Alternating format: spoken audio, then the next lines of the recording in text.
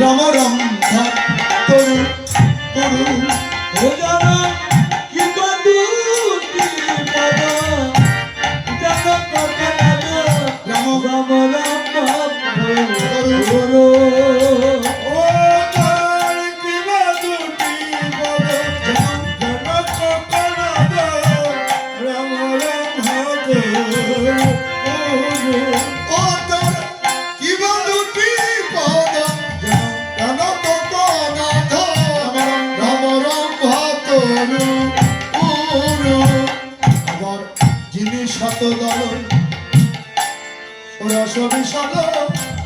মরিষের suture গুরু শ্রীমুখমণ্ডল শ্রীমুখমণ্ডল মরিষের suture গুরু যিনি শতদল দল শ্রীমুখমণ্ডল মরিষের suture গুরু মদন কমল নয়ন কমল মদন কমল নয়ন কমল নয়ন কমল মদন কমল নয়ন কমল চরণ কমল বাহু কমল মদন কমল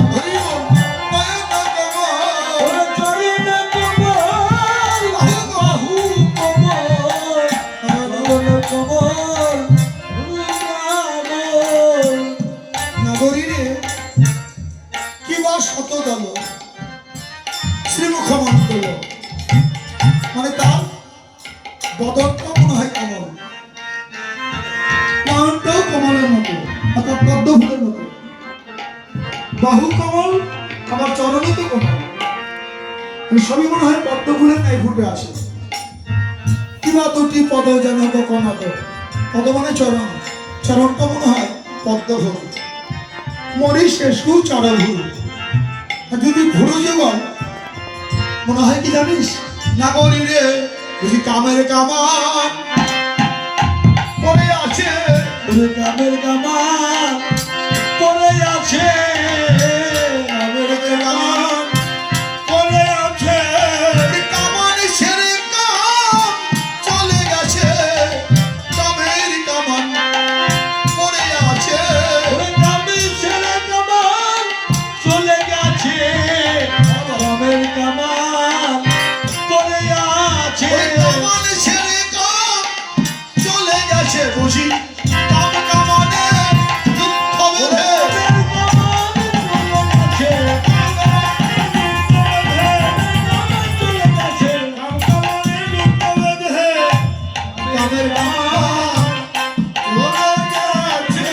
মরিষে সুচার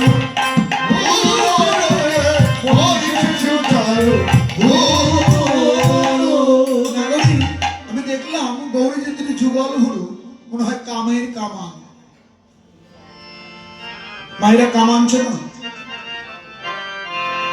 দেখো, কামান চেন সবাই, আমি বাবাদের বলছি কামান চেনে, কামান চেনেন যেমন চিনিয়ে দিচ্ছি সঠিক।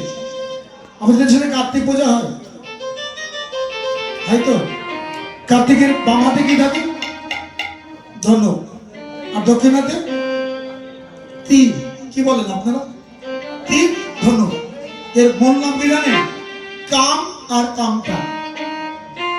কাম থাকে কোন হাতে ডান হাতে, আর কামটা থাকে বাম হাতে। কামটা মানে ধন্য নাকি, আর কাম অর্থাৎ তীর। এখন আমি দেখলাম গৌরের যে যুগল ফুলটা অরিজিনাল একেবারে কামের কামান, মানে ধনুকের মধ্যে জায়গা থাকে। হ্যাঁ, তাদের নেই শুধু কামটা অর্থাৎ তীরটা নেই, তাদের তীর ধনুক হতো জায়গা থাকে, তা কামের কামান পড়ে আছে। রূপের কথা বুঝা বড় দায়। আমি আরো দেখলাম কি জানিস ও তার রস বিশাল অথর রসাল হাসি যা কথাটি কয় রস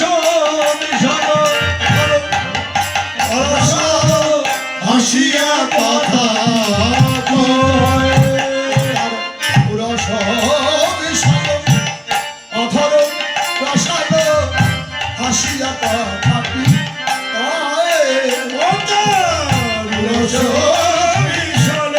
অধর সল হাসিয়া কথা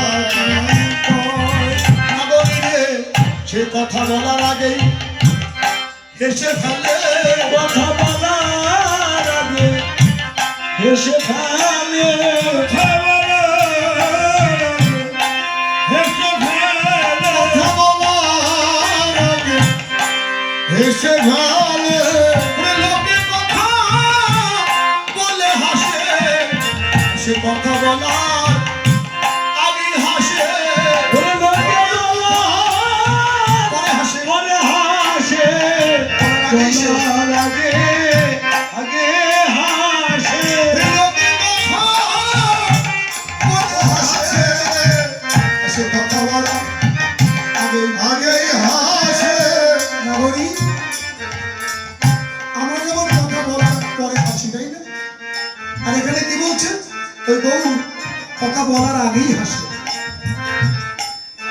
বলার আগে হাসে অধর রসালো মানে তার বদনে এত রস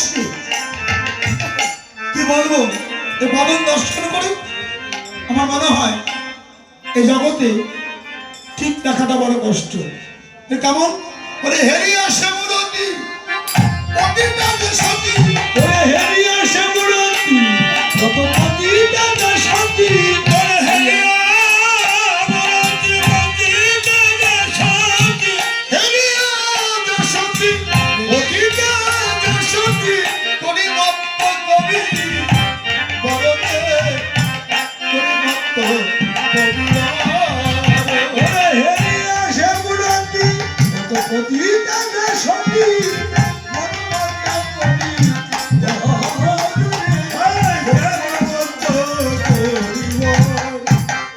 কত পতিতাদের সতী জাগে কত পতিতা যে সতী কাজে কত পতিতা যে সতী কাজে কত গৌরের রূপে নয়ন দিয়ে কত পতিতাদের এই সতী জাগে ওরে গৌরের রূপে নয়ন দিয়ে কত পতিতা যে সতী কাজে গৌর রূপে নয়ন দিয়ে পতিতাদের সতী জাগে আমার গৌরের রূপে নয়ন দিয়ে কত পতিতা যে সতী কাজে তারা গৌর চরণে প্রাণী সমেছে এহ নয় ওরে গৌরের চরণে প্রাণ শুনেছে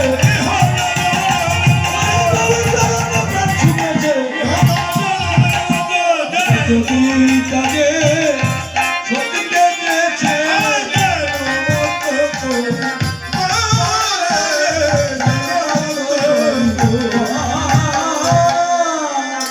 নাগরী ফেরিয়া সেই মূরতি কত পতি ত্যাজে সতী করি মত্ত কবিবর মানে পতি তাদের সতী সেবা ভুলে যায় আমি তো তুচ্ছ বাবা আমি তো সন্তানই জানি না কত পতি তাদের সতী ত্যাগ করে যায় সতী ত্যাগ করে কি করে ওরে গৌরকে তারা জগতে বলে পতি গৌরকে তারা করে পতি গৌরকে তারা করে ওরে গৌরকে তারা গণপতি ভোলে কত পুরুষ প্রকৃতি আমার গৌরকে তারা করেছে পতি ভোলে তারা পুরুষ প্রকৃতি গৌরকে তারা গৌরকে তারা করেছে পতি ভুলে তারা পুরুষ প্রকৃতি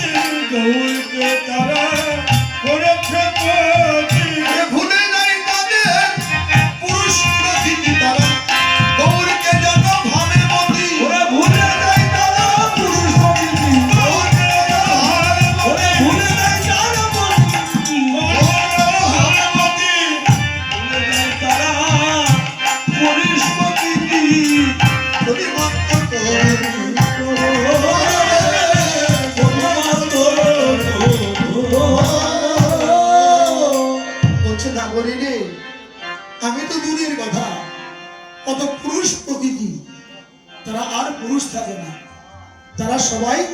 নারী হয়ে যায়। কেন হয়? ওর দর্শন করে নারী হয়ে গৌরকে তারা ভজন করে, প্রতিরূপে ভজন করে গৌর চরণে আত্মসমর্পণ করে দেয়। পুরুষ থাকে না যায় রাধে, থাকবে কি করে? ওই প্রকৃত পুরুষকে যদি হেরা যায়, দর্শন করা হয়, তাহলে কি পুরুষত্ব থাকে? সবাই নারী সাজে গো, সাজবেই তো, কারণ এক কৃষ্ণ জগৎব্যাপী, আর আমরা যারা আছি সবাই প্রকৃতি। একটা ভজন আছে, নারী হয়ে করে নারী সঙ্গ, দিনে দিনে বাড়ে তার প্রেম তরঙ্গ। নারী হয়ে করে নারী প্রহসন। মহাপ্রভু বলল, আমি না হেরি ওই দুরাচারের বদনে, তাই গৌর হরি বলছে রাধে রাধে রাধে রাধে রাধে। আমার কাছে কি মনে হয় জানিস?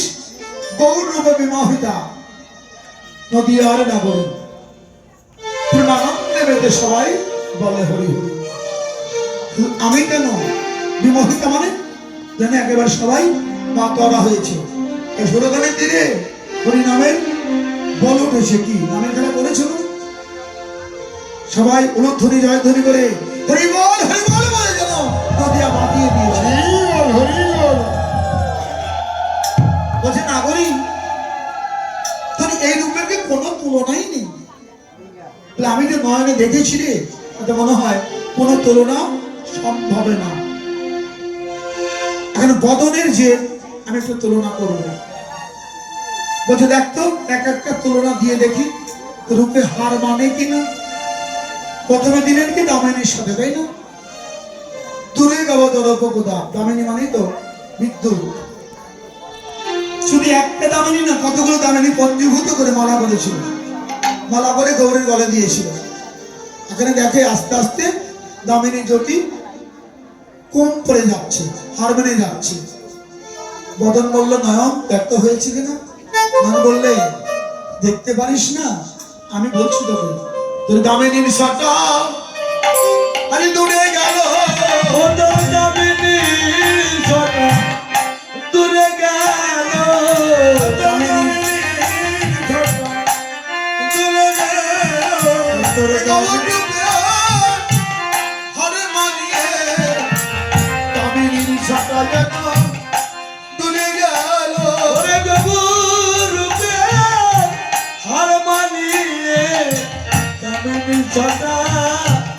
দূরে গেল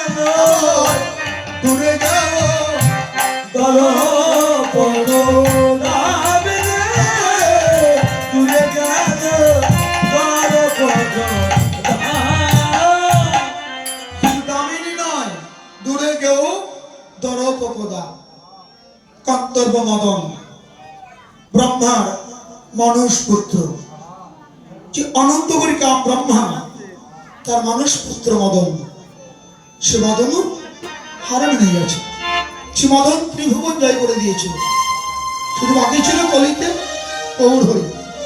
একে জয় করতে পারলে চতুর্ভুবন জয় হতো মদন। তাহলে এই লীলা করতে না শোনার ভাগ্য হতো না। চার ভুবনই মদনের আয়ত্ত হয়ে গেছিল। রক্ষা করেছেন কে? একমাত্র চৈতন্য মহাপ্রভু। এজন্য একে আমরা ভগবান বলেই স্বীকার করি। এই গৌর না হইতো কেমন হইতো, কেমন ধরিত আমাদের রাধারে প্রেম মহিমা দিতে নাই যার সীমা, জগতে আদি তো কি। জানো মায়েরা, এই গৌরী রক্ষা করেছিল আমাদের।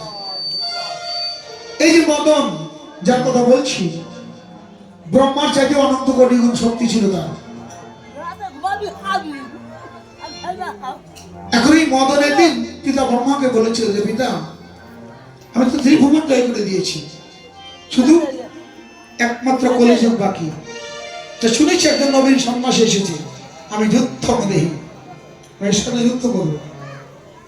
তো ব্রহ্ম তো জানে কে এসছে, সৃষ্টির কথা ব্রহ্মা বলেছিল মদন থেমে যাও, ওখানেই থেমে যাওয়ার অগ্রসর হয়ে না। কারণ একটাই, ও সন্ন্যাসী নয়, ওর সাথে যুদ্ধ করে তুমি পারবে না। মদনের অহংকার ছিল জানেন, কারণ 5 বাণের অধিকারী ছিল সে, 5 সেনা বাণ চলে গেছে। যার একটা ছুড়লেই পুরো জগৎ শেষ। অ্যাটম বোম হিরোশিমা শহর ধ্বংস করে দিয়েছিল না, একটা বোম মাত্র। এটা অনেকেই পড়েছেন, জানেন সে হিরোশিমা আজও চলছে। তার 5টা অ্যাটম যদি ওই মদনের কাছে থাকে কি হতে পারে বোঝেন? তার সাথে কি কথা বলা যাবে? বর্তমানে অ্যাটম বোম চলছে। বলছে দেও না মদন, থেমে যাও, দেখছো কে সন্ন্যাসী, তুমি পারবে না, তুমি এখানেই থামো। কিন্তু কিছুতেই মদন কথা মানলেন না। আমি যাব যুদ্ধ করতে। তুমি বাণ ভরে মদন ছুটলেন। কথাগুলো ভাঙবো না, একটু বুঝে নেবেন। তুলে বাণ ভরে মদন ছুটলেন। কোথায় দাঁড়ালেন? মহাপ্রভুর সামনে গিয়ে দাঁড়ালেন। সে যে তোমাদের যুদ্ধম রেহি, আমি মদন যুদ্ধ করতে চাই তোমার সাথে। প্রভুজি মদনের নয়নে